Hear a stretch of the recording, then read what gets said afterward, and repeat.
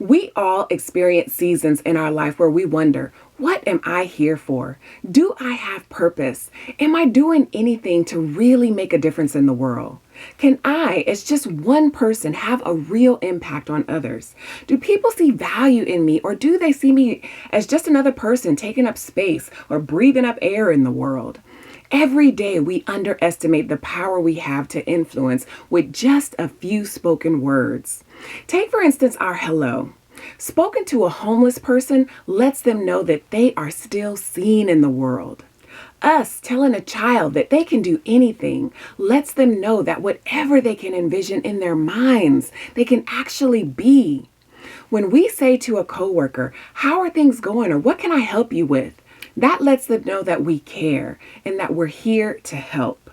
A simple thank you lets people know that they're appreciated. And when we call someone sister, brother, or friend, it creates connection and lets people know that they are not alone. And to tell someone we love them, well, that is the highest form of value we can ever gift a person. So I ask you, do you realize how powerful you are with your abilities to heal a broken spirit, comfort a hurting soul, influence the next great leader, empower a movement, and even save a life? Do you know the power of you? Well, just in case you don't, stick around with me over the next few minutes and I'll show you just how powerful you are. Hi, welcome to You Can Talk. I'm Ruth Finney, and this is a channel solely dedicated to helping you talk your way to healthier relationships. Whether you're married or dating, or if you're struggling to communicate with family or friends or people you work with, then this is the channel that will help you experience some real change. If you're willing to put some simple principles into practice, become a part of the Talk community by subscribing to You Can Talk, and meet me here on Tuesdays for Talk Tips and Thursdays for Talk Lessons. And now you can also join me for Saturday night Talk to Ruth live sessions from 8:30 to 9:30 p.m. Central Standard Time. Come walk with me through the user's manual as we discover some revelations in communication that you can incorporate into your life so that you can talk your way to healthier relationships. When I make these next few statements, I want you to think about the person who said them and the feeling it evokes within you. Can't we all just get along? Rodney King. I can't breathe. George Floyd. We will build a great wall. Donald Trump. What would Jesus do? Charles Sheldon. I did not have relations with that woman. Bill Clinton. If the glove doesn't fit, you must acquit. Johnny Cochran. Shut up and dribble. Laura Ingraham. And he could go all the way. Chris Berman. You get a car, you get a car, you get a car, you get a car. That's right, Oprah Winfrey. Oh, Kim Kardashian. Wakanda forever! Chadwick Boseman. Now, no matter how you feel about any of these words, they're just a few that I can think of that will forever resonate with me. I bring this to you because I want you to see that no matter how famous or unfamous we are, every word that we allow to come out of our mouths carries impact, no matter how big or small. Our words have power, the power to change, the power to influence, power to destroy, power to tear down, power to excite, power to ignite, power to divide, and power to unite. And all that power lies within you. You possess the power. So now I have to ask you, what are you doing with your power? My favorite scripture in the Bible, which I often refer to as the user's manual, is found in Matthew chapter 5, verses 14 through 16. You are the light of the world.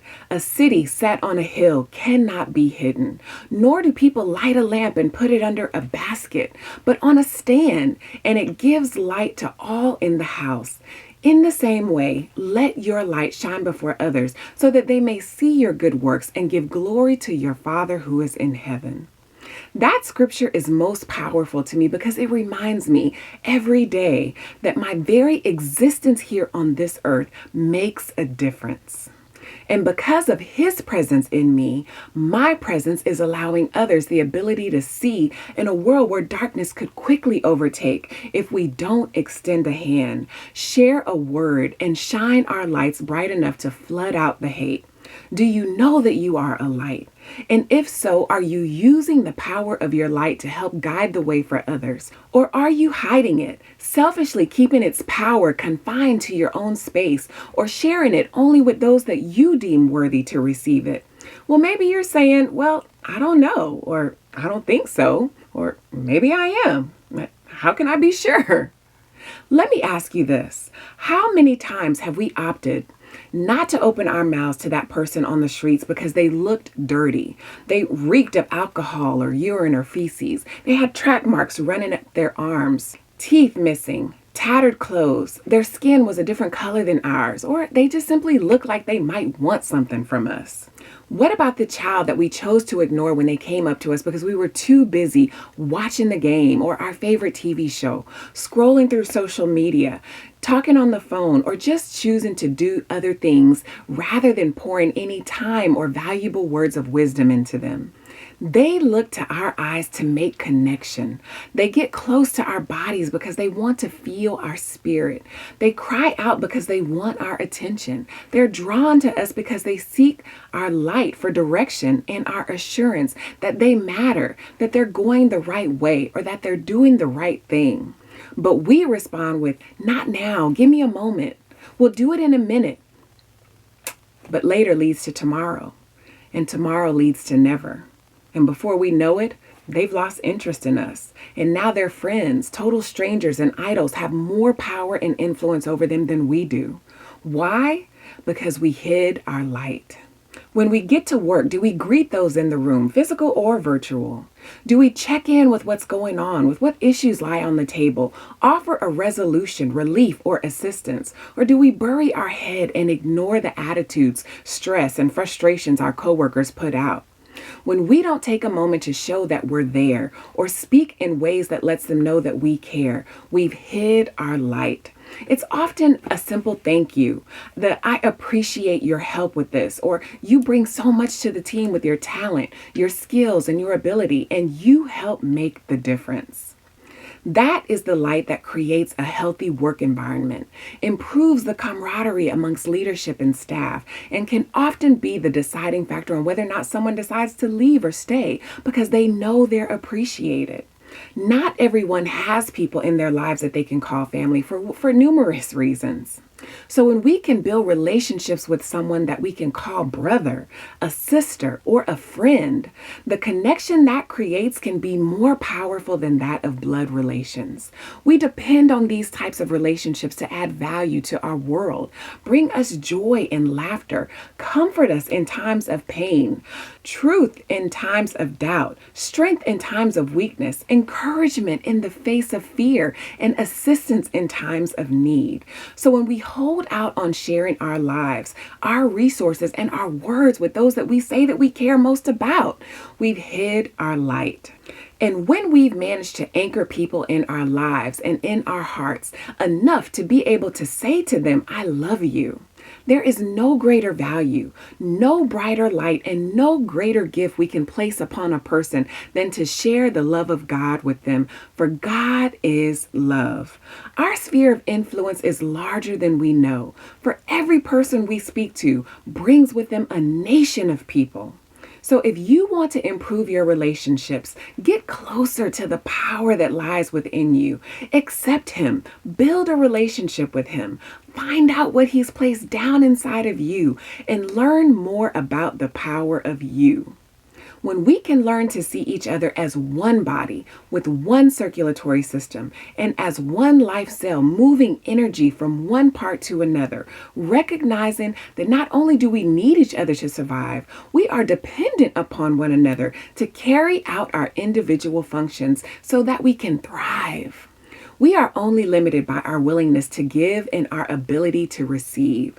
So once we open our hearts and our minds to connect with the power within and share out what we've been given to those ready to receive, there is no relationship that we cannot heal, no relationship that cannot thrive, and no darkness that we cannot overcome. If you can relate to any or all of these communication struggles and are tired of the seemingly endless cycle of communication barriers that are keeping you from the relationships that you desire to have with others, then become a talker. Subscribe to You Can Talk. Select that notification bell down below and meet me here on Tuesdays for Talk Tips and Thursdays for Talk Lessons. And now, Saturday night, Talk to Ruth live sessions from 8:30 to 9:30 p.m. Central Standard Time. Thanks for watching, and if you would, please hit that like button, leave a comment below, and know that whatever you're committed to working on, I'm rooting for you and praying for you, because you can tame the tongue, approach with compassion, listen deeply, knock down the barriers, and talk your way to healthier relationships. Let your communication be the light of God's love the world so desperately needs to hear.